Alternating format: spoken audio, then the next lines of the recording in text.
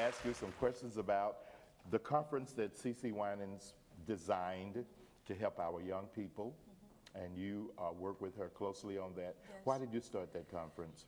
Basically because one of the main things was that we understood that the majority of African American women, the leading cause of death with African American women between the ages of 25 and 35 was AIDS.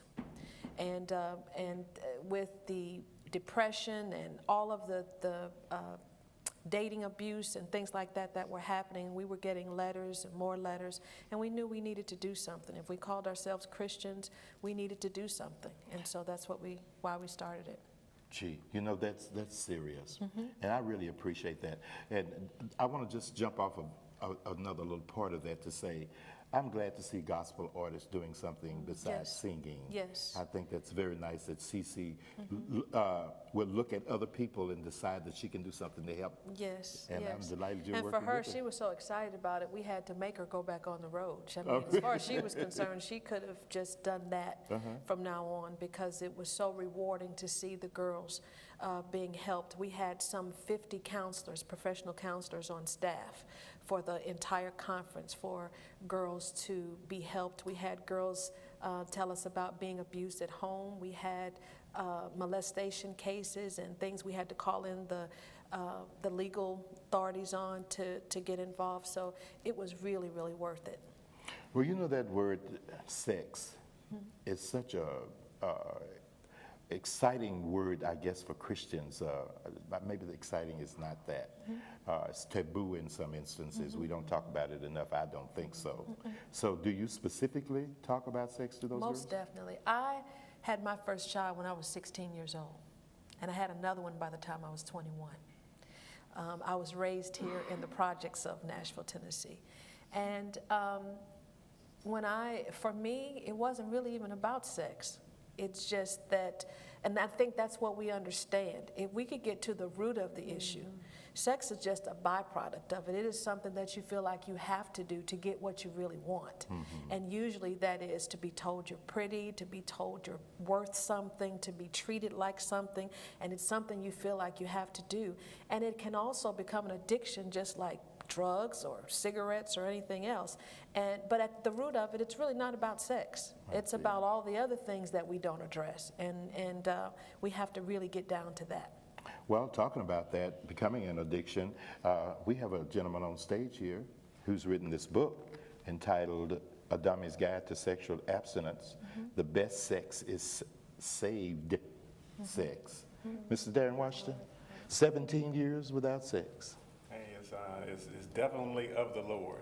And I just decided a long time ago, I was sexually active years ago, and I decided I was going to make a decision that the next woman I would have sexual intercourse would be my wife. When I put a ring on her finger, walk her down the aisle, and make her my wife. And while I'm focusing on my purpose, there are enough negative independent variables we face in life, but to do something that can cause additional harm to your life while you're going towards God's purpose for your life, you just want to kind of put those things behind. And I just want to stand for an example for men and young men also, because the young ladies that you deal with, they have dealt with boys.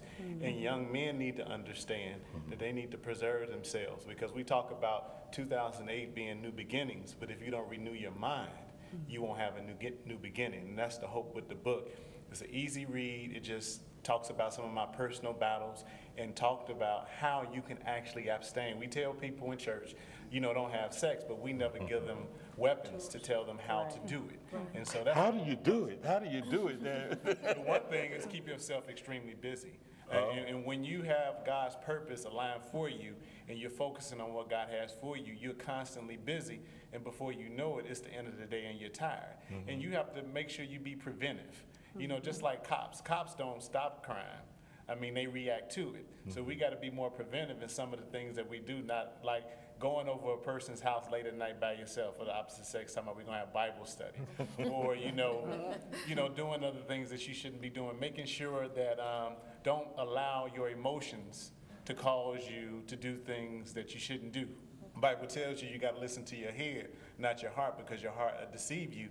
And when you do things off emotions, young men and young women, they derive everything off of emotions. But we as adults, adult singles, have to be better role models. Parents have to talk to their children about sex, because a lot of work that we're doing, if we don't reiterate that in the home, and if that's not reinforced, some of the work that we do is going to be much more difficult. I never say it being ill, because speaking the message is better than not saying it at all. Preacher, you preach about that? In its Reverend Johnson? in its definite stage, no. No? I've been pastoring just a year. I've alluded to it, but I have not taken a direct context. How did you allude to it? Well, in essence, and I think Mr. Washington mentioned this, we are in a position where we're making ourselves busy, but we're really not addressing the issue. And in the church, we're in a position where we look a certain way, but we're not acting a certain way.